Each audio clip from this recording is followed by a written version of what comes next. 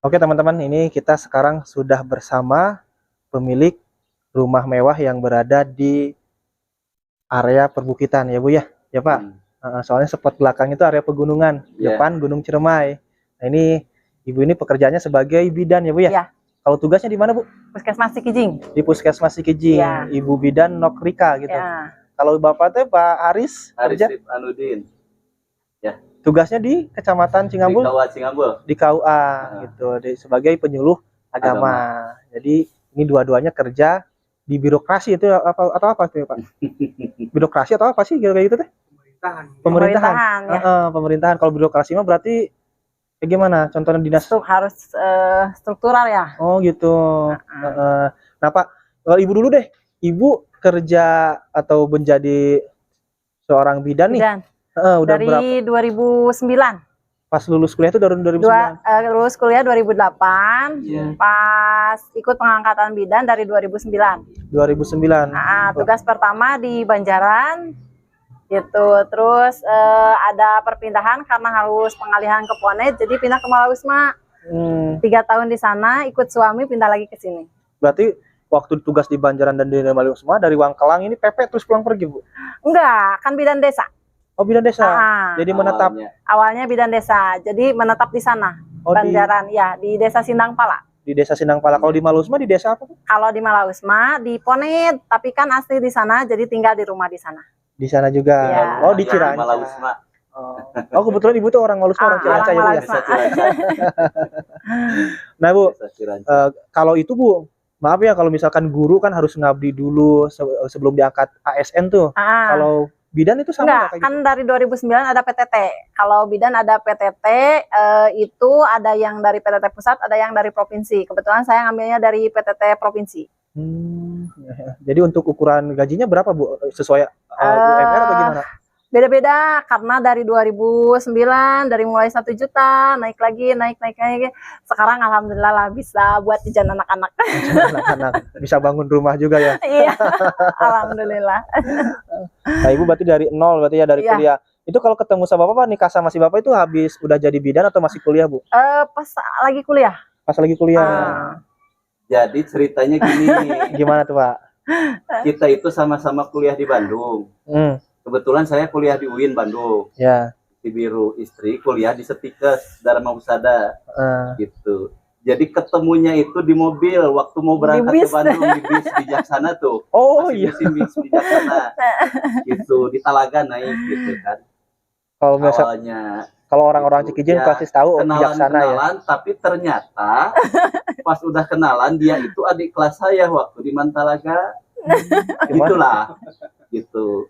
Cuman waktu di Mantalaga mah nggak kenal sama sekali. Kecuali dia sih kenal sama saya. Karena saya mantan ketua OSIS. Wih, membanggakan diri. Gitu. Oke, jadi saya beres kuliah 2007, istri beres kuliah 2008. Nah, di bulan Desember, tanggal 7 Desember tuh 2008, kita nikah. Gitu, ya. Berarti pas Ibu tugas ke sana Bapak ngikut? Ikut. Kebetulan anak yang pertama baru usia 1 bulan. Gitu. Baru 1 bulan. Pas di Sindang Pala. Ya. Di Sindang Pala. Di Banjaran itu. Kalau Bapak udah tugas di Cingambul atau belum? Di Cingambul dari 2008. 2008. Sebelum menikah. Jadi Bapak ngikut istri terus gitu ya Pak ya? Terus tugas juga, kerja juga. Nah Pak, ini tipsnya nih, tipsnya supaya bisa bikin rumah mewah seperti ini kayak gimana sih Pak? Sebenarnya ginilah, pada dasarnya barangkali satu memang niat ya, yang kedua emang bertahap.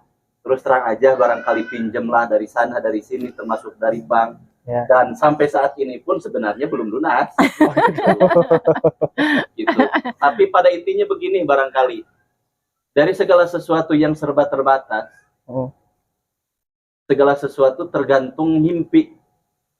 Ketika kita mempunyai mimpi, mempunyai cita-cita, mempunyai keinginan, dalam kondisi keterbatasan, tetapi kita punya keyakinan bahwa ketika Allah sudah kun fayakun, segala sesuatu pun pasti jadi gitulah. Itu kan? Ya betul Pak. Ya, segala sesuatu pun pasti jadi. Tapi barangkali tergantung bagaimana kita merencanakannya, tergantung bagaimana kita mengaturnya. Itu makanya ketika saya bikin rumah pun ya pada dasarnya bertahap, tidak langsung jadi seperti ini, gitu kan. Bertahap dengan uang seadanya, pinjam lagi, gitu kan, dibangun lagi, gitu kan. Istilahnya nyicil lah. Gitu. Sehingga prosesnya cukup lumayan lama ya Pak ya? Sehingga prosesnya cukup lumayan lama dari 2016 sampai 2022 awal. Selesai ini rumah. Baru selesai. Berarti 5 tahunan Pak ya? Ya, sekitar 5 tahunan gitu. Itu waktu dulu waktu masih rangkai ditempatin nggak Pak? Enggak. Itu kan langsung beres, tapi belum sampai ada pagar dan lain sebagainya. Gitu kan, bangunan pokoknya langsung beres. Gitu. Rumah mah langsung beres, Ya, langsung bisa bangunan ditempati. pokok langsung beres, langsung diisi gitu. Sambil diisi ya kita bertahap lah nyicil gitu kan. Gitu. Jadi pada benteng, pagar gitu. Jadi pada intinya seperti yang tadi kata Bapak bilang, kun fayakun, kalau Tuhan mah ya, Pak ya, kalau udah berkehendak jadi maka jadi. Cuman kitanya yang mempunyai keinginannya ya kerja keras. Jangan mempunyai rencana, jangan menghayal pengen punya rumah mewah, pengen punya mobil, pengen punya motor, tapi kerjaan hanya tidur terus. Ya Pak ya. Kalau Bapak sama Ibu punya kerja sampingan nggak? Misalkan punya usaha atau gimana gitu? Ya, kalau pada dasarnya ginilah istilah saya sama teman-teman, karena kebetulan saya aktif di organisasi ya. Ada istilah bahasa gini, PNS barangkali. Awal-awalnya pencari nafkah serabutan gitu. Bukan makanya kenapa di belakang gazebo yang besar itu saya bikin slogan seperti itu. Ngopi bersama, kita bercerita tentang masa depan. Artinya dengan siapapun kita ketemu, dengan siapapun kita ngobrol, gitu kan, meskipun sambil nyantai, tapi tidak ada sebuah obrolan yang sia-sia begitu saja, gitu kan. Tetap kan gitu, ada sesuatu hal yang direncanakan, ada sesuatu hal yang diprogramkan untuk masa depan. Karena kehidupan orang tidak tahu, hari ini kita berada di bawah, mungkin esok lain lagi kan gitu. Pun demikian, hari ini orang berada di atas baik ekonomi ataupun jabatannya, tapi siapa tahu esok atau lusa makan balas baliknya. Siapa tahu seperti itu. Artinya bahwa kehidupan itu harus selalu direncanakan. Ketika rencana A gagal, barangkali ada rencana yang B. Karena kita sebagai manusia biasa hanya berusaha, berencana, dan berdoa. Berusaha semaksimal mungkin, dan pada akhirnya barangkali Allah yang menentukan segala sesuatunya. Makanya konsep saya tidak pernah hidup bersaing dengan orang lain. Tidak pernah sama sekali. Tapi saya selalu bersaing dengan hidup saya sendiri. Hari kemarin, itu kan, hari ini harus lebih bagus dari hari kemarin. Nah, hari ini harus lebih bagus dari hari kemarin, dan hari esok pun harus lebih bagus dari hari ini. Makanya saya tidak pernah lah stres berpikir tentang hari esok, stres berpikir tentang masa depan, tidak pernah. Menjalani aja, easy going. Gitu kan. Apa yang sudah kita ikhtiarkan, apa yang sudah kita doakan, mudah-mudahan menjadi sebuah kenyataan. Gitu. Karena biasanya kalau kita sudah punya niatan ingin bersaing dengan orang lain, ya menjalani kehidupan itu kan jadi panik. Itu. Makanya saya jalani ada seadanya. Mau apa kata orang, mau penilaian seperti apa, ya biarkan. Karena kita yang punya keinginan, kita yang punya rencana kan gitu. Iya, betul. Gitu kan. Yang penting kita berusaha halal kan gitu kan. Apa yang diinginkan sesuai dengan kemampuan gitu kan, tercapai. Barangkali itu kan gitu. Ya pada maunya bisa terlaksana ya. Itu seperti itu. Nah, ini terus terang saja lah gitu kan. Setiap orang pasti punya cerita gitu kan, punya perjalanan pahit. Bahkan barangkali jauh lebih pahit perjalanan kami berdua kan gitu. Dari awal sampai seperti inilah gitu kan. Jauh lebih pahit daripada yang orang-orang duga gitu kan. Tapi hanya satu keyakinan saya katakan tadi kan gitu. Ketika Allah sudah mengizinkan segala sesuatu pasti jadilah. Yang penting, apapun yang direncanakan. Yang penting kan? Kitanya punya rencana, diwujudkan rencana tersebut ya Pak ya. Jangan hanya sebatas rencana. Kemampuan secara bertahap barangkali seperti itu kan. Gitu. Jadi ini teman-teman menginspirasi nih. Bagus banget nih tadi kata-kata Pak Aris.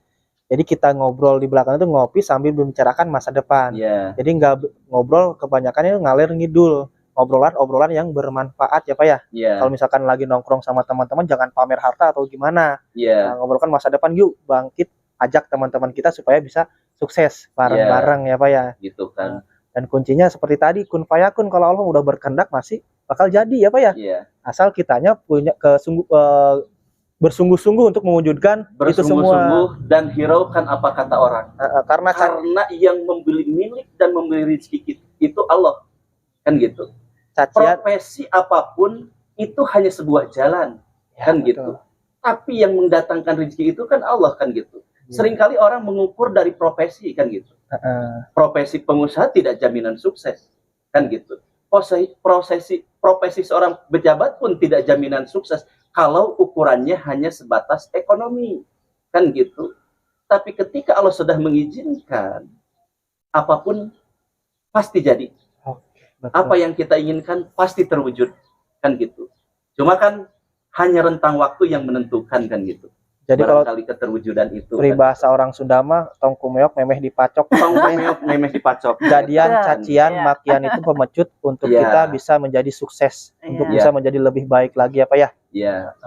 Jadi jangan ada yang nyaci, ada yang maki, nggak bakal bisa, nggak bakal sukses, malah mundur, minder, ya, itu yang salah. Jadi intinya ketika orang lain berbicara negatif tentang kita, kita tetap berpikir positif.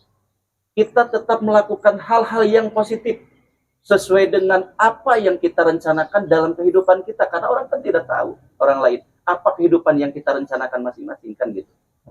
Biarkan saja orang menilai bahwa kita akan gagal dan lain sebagainya, biarkan saja, kan gitu. Karena pada kenyataannya yang menjalani hidup kita, itu kan, yang menikmati hasil pun kita. Dan kalau bisa ketika sudah berhasil harus bisa membahagiakan orang lain, kan gitu. Kalau bisa makan rumus itu harus hidup sukses bersama. Jangan sukses untuk diri sendiri. Kalau bisa memberikan manfaat buat orang lain, kan gitu.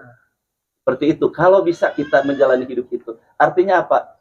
Perbuatan sekecil apapun yang kita lakukan mudah-mudahan memberikan kebaikan terhadap orang lain. Itu aja. Bisa bermanfaat untuk orang lain. Bisa bermanfaat buat orang lain. Ya contohnya ini kata-kata dari Pak Haris yang tadi dikeluarkan, semoga bisa bermanfaat untuk para penonton, pemecut bagi para penonton ya Pak ya. Amin.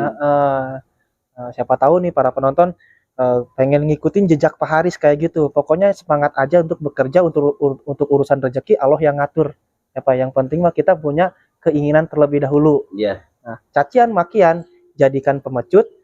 Jadikan yang nyaci, yang maki kita itu nanti ketika kita sudah sukses menjadi pujian ya Pak ya. Iya. Kebanyakan kayak gitu Pak. Orang nyaci-nyaci lagi merayap di nol tuh, dicaci nggak bakal sukses atau gimana. Ketika orang tersebut sukses, muji-muji ngangkatnya kayak gimana gitu ya. Mungkin teteh juga, ibu juga sama kayak gitu mungkin ya Teh ya. Wah, cacian makian pasti ada aja gitu ya.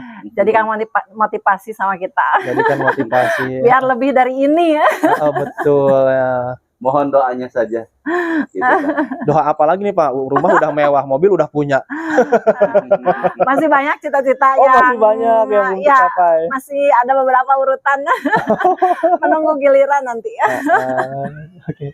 Nah, jadi teman-teman, pada inti pembicaraan kita kali ini nih sama Pak Aris itu, kejarlah dunia seakan-akan kita akan hidup selamanya ya Pak ya. Betul. Kalau kita sedang beribadah, kejarlah akhirat seakan-akan kita akan mati esok. Iya. Ya, jadi harus seimbang, jangan terus ngejar dunia tapi untuk akhirat dilupakan. Kita melupakan sholat yang 5 waktu pada intinya Pak ya. Jadi harus seimbang, kerja sama ibadah juga harus seimbang. Oke Pak, ini udah lama juga nih ngobrolnya nih, cukup lumayan lama, udah sore juga. Terima kasih Ibu, Bapak sudah berkenan mau diajak ngobrol nih, mau ngasih kata-kata motivasi buat para penonton. Semoga Ibu dan Bapak sehat selalu, berkah selalu, panjang umurnya, gampang milik rezekinya, dan rumah tangganya harmonis terus. Kalau harmonis udah kelihatan itu tadi ke ibunya pegang-pegang tangan Bapak atau gimana. Mesra. Aduh. Ya.